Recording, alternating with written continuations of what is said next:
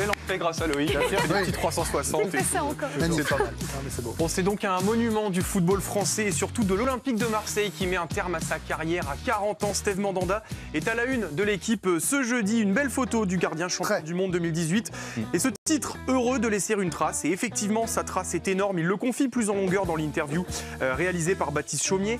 Je me sens juste privilégié d'avoir pu porter ce maillot, d'avoir pu jouer autant de matchs dans cette équipe, d'avoir été protégé des blessures. Je suis heureux de laisser une trace, bien sûr, mais plus tard, je me souviendrai surtout de mes titres. Et donc nous voilà à notre pourquoi du jour. Pourquoi Mandanda est le plus grand gardien de l'histoire de l'OM. On va vous montrer que c'est lui le numéro 1, sans contestation. Je ne vous en faites pas, je vais contester. Alors, avec qui est-il en concurrence? Bon, on a retenu 5 noms face à Steve Mandanda. Fabien Barthez, bien évidemment, le gardien de la Ligue des Champions de 93, mais aussi Pascal Olmeta, Joseph-Antoine Bell, Gaëtan Huard ou encore Andreas Köpke. On n'oublie pas quand même Jérôme Alonso, notre génie national, avec des cheveux, une lointaine époque malheureusement, à leur âme pour les cheveux. En tout cas, par rapport à tous ces grands gardiens, Steve Mandanda a disputé bien plus de matchs qu'eux, 3 fois plus quasiment que Fabien Barthez par exemple. Il a pour lui sa longévité à Marseille, 14 saisons de 2007 à 2022, une seule loin de Marseille, c'était à Crystal Palace en 16-17. 613 matchs, c'est un record dans l'histoire du club. 378 fois capitaine, record aussi. Il a été un taulier pendant très longtemps. Et puis il y a le palmarès, bien sûr, le dernier titre de champion du club en 2010, on s'en souvient. 3 coupes de la Ligue d'affilée aussi, 2 trophées des champions, une finale de Ligue Europa en 2018 et à titre individuel, 5 fois meilleur gardien de Ligue 1. Il mérite donc le statut de légende selon les journalistes suiveurs de l'OM, interrogés par notre correspondant à Marseille, Nicolas Chebriand. C'est bien sûr une légende à Marseille, mais ça a été le gardien du temple à l'Olympique de Marseille. C'est lui qui t'a amené le calme, c'est lui qui sauvait l'équipe en fin de match. C'est quand même un des rares joueurs à avoir un chant à son nom. Il fait partie de l'histoire de l'OM qui gagne. Parce qu'il y a eu des titres, le titre de champion de France, les coupes de la Ligue. Quand tu parlais dans les années 2010 de l'Olympique de Marseille, le premier nom que tu cochais sur l'équipe, c'était Steve Mandanda. Incontestablement, il est une légende olympienne, bien sûr. Les enfants grandissaient avec lui, les adolescents grandissaient avec lui, des gens sont devenus adultes en ayant Mandanda comme référence dans les buts. Et on espère le voir de retour un jour avec un survêtement de l'Olympique de Marseille, quoi. Bravo à Mathieu Grégoire et ses lunettes. Quelle légende. Bon, il n'y a pas que sa longévité à Steve Mandanda, il y a aussi et surtout ses performances, bien sûr. Bien sûr, un dernier rempart. Et quel dernier rempart avec un style spectaculaire. On a contacté aujourd'hui Laurent Spinozzi, ancien gardien de l'OM et ancien entraîneur des gardiens de l'OM. Il a notamment découvert Steve Mandanda et il nous raconte justement le jour où il l'a découvert. La première fois qu'on est allé le superviser, on est parti à Guignon, un soir d'hiver avec José Anigo. Un jeune gardien, mais on sentait le potentiel et puis on avait vu je crois qu'il avait fait 2 ou 3 arrêts sur ce match-là, mais exceptionnel. On a senti sur quelques interventions que le potentiel il était de folie et on s'est dit mais on a trouvé le gardien des futures années de l'Olympique de Marseille. On a dit ça comme ça. Et en fait, ça s'est avéré que ça a été vraiment le gardien de l'Olympique de Marseille. On a fait le bon choix, il a fait le bon choix. Le bon choix pour tout le monde donc, et derrière des performances superbes pendant de nombreuses années. On a posé une autre question aux suiveurs de l'OM, c'est est-ce qu'ils ont un match dont ils se souviennent particulièrement avec Steve Mandanda? La réponse, encore au micro de Nicolas Chebriand. Je me souviens d'un match nul 0-0 à Lille où je crois qu'il fait 9 arrêts. Il y a des arrêts en mode chat. En mode félin, tu penses qu'il est à 2 mètres du ballon et au final, en se détendant, il touche le ballon et le fait sortir de sa trajectoire. Je me souviens de ce match à San Siro, Inter-Marseille, mai 2012, on est en 8e de finale de la Ligue des Champions. L'Inter commence à mettre la pression sur le but de l'OM et Mandanda fait 1 arrêt, 2 arrêts, 3 arrêts, 4 arrêts. Dans le stade, tout le monde était choqué. Ils étaient tous là, mais c'est qui ce mec? Sur les grands écrans du stade, ils ont repassé les arrêts de Mandanda sur la première période et tout le monde se taisait, tout le monde était là. Oh, ah, oh, en regardant comme s'ils étaient au spectacle en fait. Je veux que ce soit Mathieu Grégoire qui vienne me border le soir et me raconter des histoires. Mathieu, je veux que ce soit toi qui sois au pied de mon lit pour me border.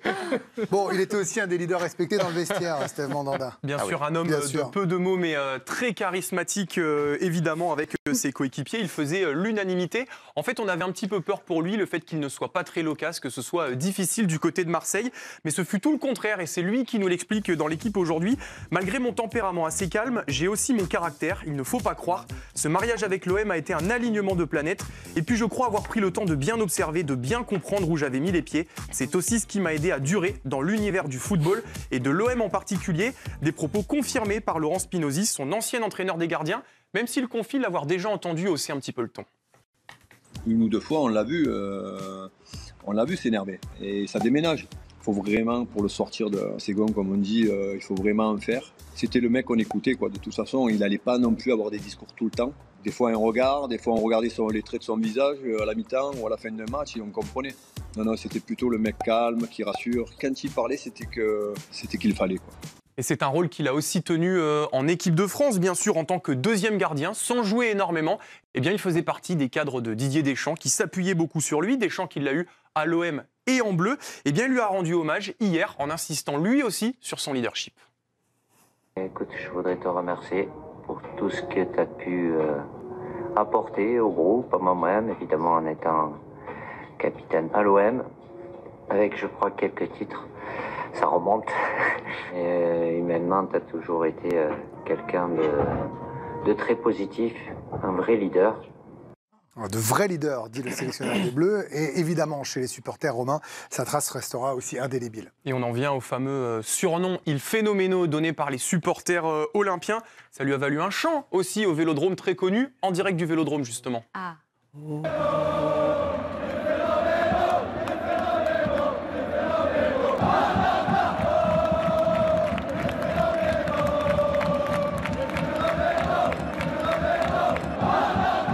Bon, si après tout ça, vous n'êtes toujours pas convaincu, eh bien, je vais redonner la parole à quelqu'un qu'il connaît très bien. C'est Laurent Spinozzi, une nouvelle fois, parce que lui, il a eu Mandanda et Barthez en tant qu'entraîneur des gardiens à Marseille. Je vais donc demander de trancher. C'est à lui. C'est impressionnant d'avoir entraîné les deux, parce que souvent, je me disais, quand je voyais Fabien, je me disais, putain, j'ai jamais vu ça. Et après, quand j'ai entraîné Steb, je me disais, mais j'ai jamais vu ça. Donc, en fait, tu te dis, mais ça va s'arrêter quand? Je pense que Steb, rien que parce qu'il a donné toute sa carrière pratiquement à l'OM, je pense que rien que ça, tu le mets en haut, quoi. Non. Et voilà, c'est pas moi qui le dis, donc là c'est un expert. Donc même si après ça vous n'êtes pas encore d'accord, vous avez encore des critiques à émettre. Vas-y mollo. J'ai un message pour vous. Ah. Tu as tort de critiquer Mandanda. Évidemment, on peut pas faire un clair avec René Malville, supporter de l'OM. Oui, devant l'éternel, le regretté René Malville qui nous régalait.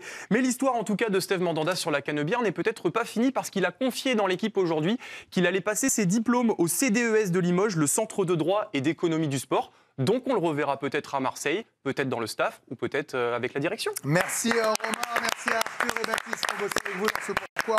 Toujours très complet avec des interviews, les images et tout ce qu'il faut évidemment. Même si vous avez tort ce soir, Romain.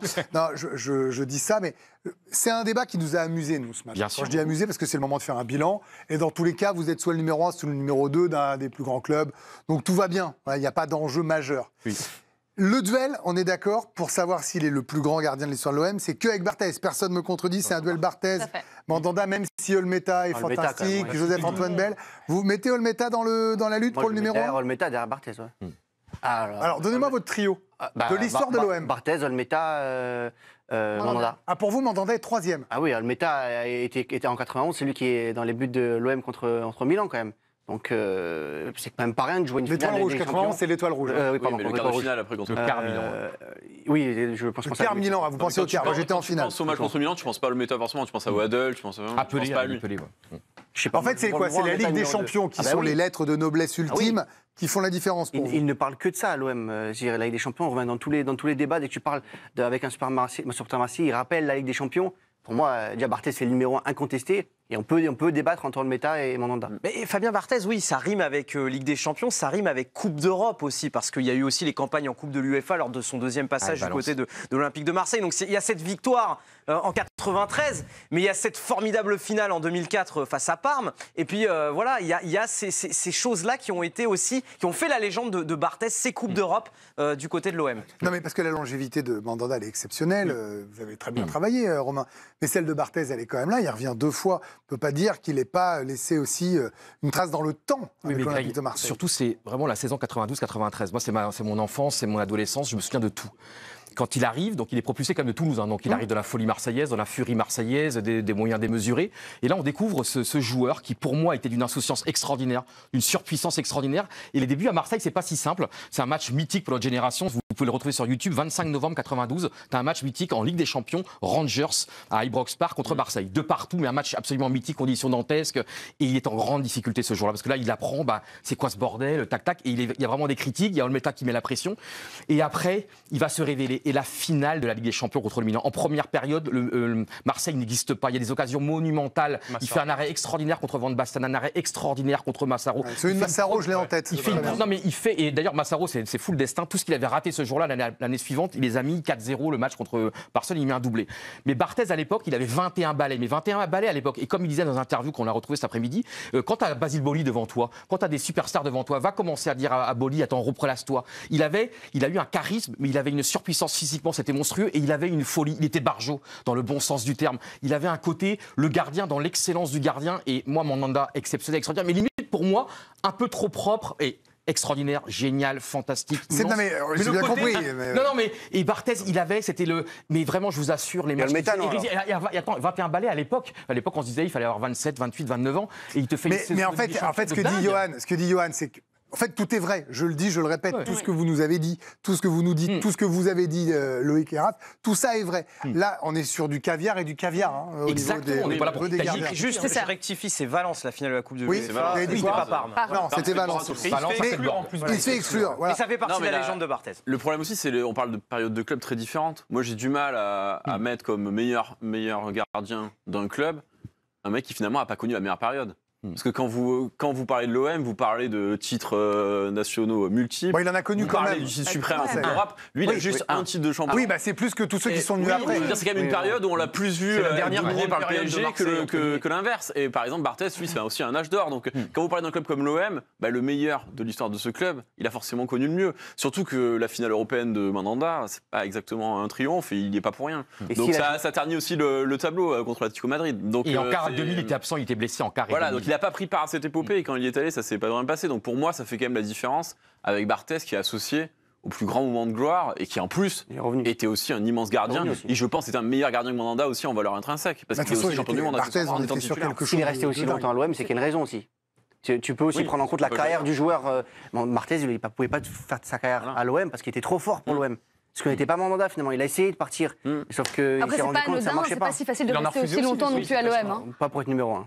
Il avait du mal à être numéro 1 dans un grand club. Mais après, c'est pas non plus. C'est aussi par défaut. Bien sûr. C'est pas non plus si facile que ça de rester aussi longtemps comme ça dans un club comme l'OM non plus. C'est hyper exigeant aussi. Il aurait bien voulu partir à un moment donné, être gardien à Manchester. La longévité, c'est pas si banal. C'est pas si anodin, c'est ça que je veux dire. La longévité, là, je rejoins. C'est-à-dire que c'est pas un lot de consolation. Peut-être que vous n'avez pas le top 3 des clubs, mais ça reste quand même une difficulté d'être tous les ans sous pression à l'OM. Franchement, oui, quand même, ça on peut tous le dire, on peut tous être d'accord là-dessus. Donc c'est en ça aussi que je trouve que cette carrière est incroyable.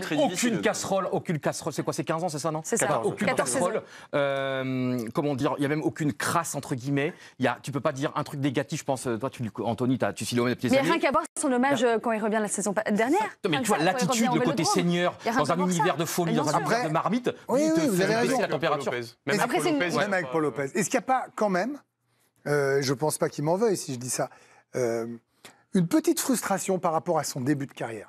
Moi, je me rappelle quand il arrive, phénoménaux, mais là, je me dis, mais les gardiens de l'équipe de France pour 15 ans, il n'y a rien qui passe. Je me souviens de matchs, c'était un mur, j'avais rarement vu ça. Il bondissait comme Bernard Lama, il était aussi fou que Barthez, c'était le mix ultime, en fait. Vous voyez ce que je veux dire? Vraiment. Et Raymond Domenech, hier, qui était en plateau, nous dit, pour moi, il n'a pas su saisir sa chance, Loris lui est passé devant, c'est moi qui lui ai enlevé l'équipe de France. Après, il y a un élu. Oui, non, mais il n'y a qu'un élu. Mais je veux dire, par rapport à toutes les promesses de cette première saison marseillaise, est-ce qu'il n'y a pas une petite frustration pour vous? Si, mais pour tout le monde, je pense, ça clairement. Mais après, c'est un poste qui est tellement ingrat, mine de rien, il n'y a qu'un seul élu, etc. Donc c'est en ça que c'est compliqué aussi. Évidemment, je pense que même lui, il y a une frustration immense par rapport à ça. Oui, il le dit dans l'interview, je n'ai pas les épaules pour être numéro 1 de l'équipe de France. Franchement, il est très clairvoyant par rapport à ça. Mais c'est aussi, il faut louer. C'est ce qu'on aime, tout à fait. Mais c'est ce qu'on aime, exactement. Il faut louer aussi cette clairvoyance, cette honnêteté qu'il a. Mais évidemment qu'il y a cette frustration, et même pour nous tous ici autour de la table, ça c'est clair. Vous pensiez qu'il aurait... Mais j'insiste, je fais comme Johan, je fais du Ryu. Je mets 40 compliments avant de dire quelque chose d'un peu plus... Je l'aime, je l'adore. J'apprends auprès des meilleurs,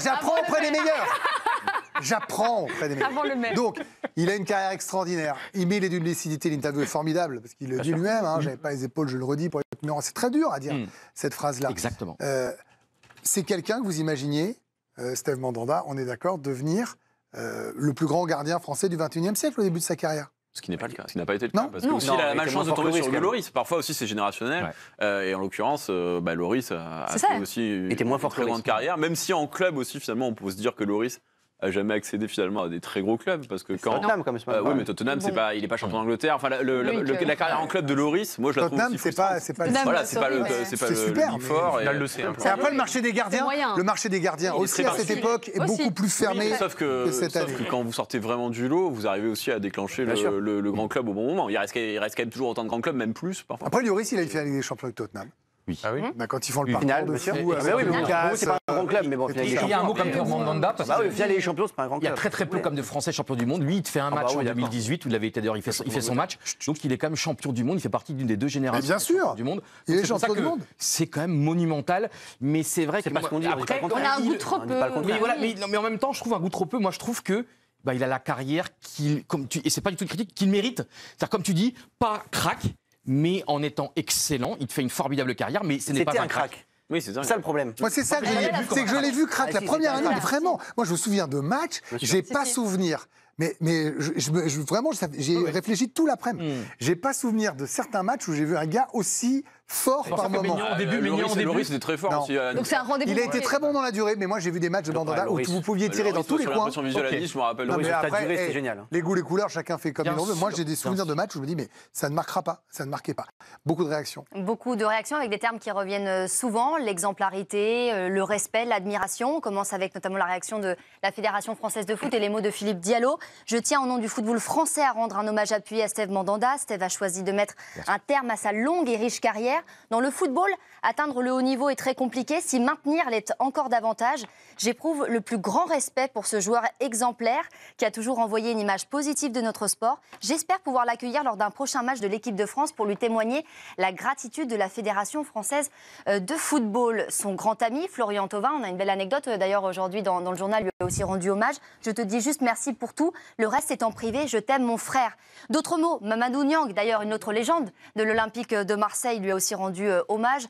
Mon champion, immense bravo pour ta carrière et ton palmarès. Je t'ai vu arriver à l'OM et on a gagné ensemble nos premiers titres. Respect éternel pour le grand gardien et l'homme que tu es. Tu vas manquer au football et aux Marseillais. Et puis aussi des messages de ses anciens clubs, notamment Le Havre, son club formateur. Un gardien d'exception et une fierté éternelle pour le club qu'il a vu éclore avec un tout jeune Steve Mandanda. Regardez sur cette photo. Oui, et cette fois-ci, très beau message, je le souligne, de l'Olympique de Marseille. Là, il n'y a plus d'une ligne. Il phénoménal, raccroche les gants à 40 ans. Steve Mandanda met un terme à une carrière exceptionnelle. Ils refont le parcours. Et là, cette fois-ci, il y a des mots très classe de la part de l'Olympique de Marseille. Merci pour tout et bonne retraite, légende. C'est vrai qu'il n'avait pas eu une belle sortie. Il ne lui avait pas offert une assez belle sortie. Exactement. La première sortie, dirons-nous, c'était vraiment très déceptif. Bon, Romain, vous avez été très bon, vous avez perdu. Vous avez été excellent. Bravo, Romain.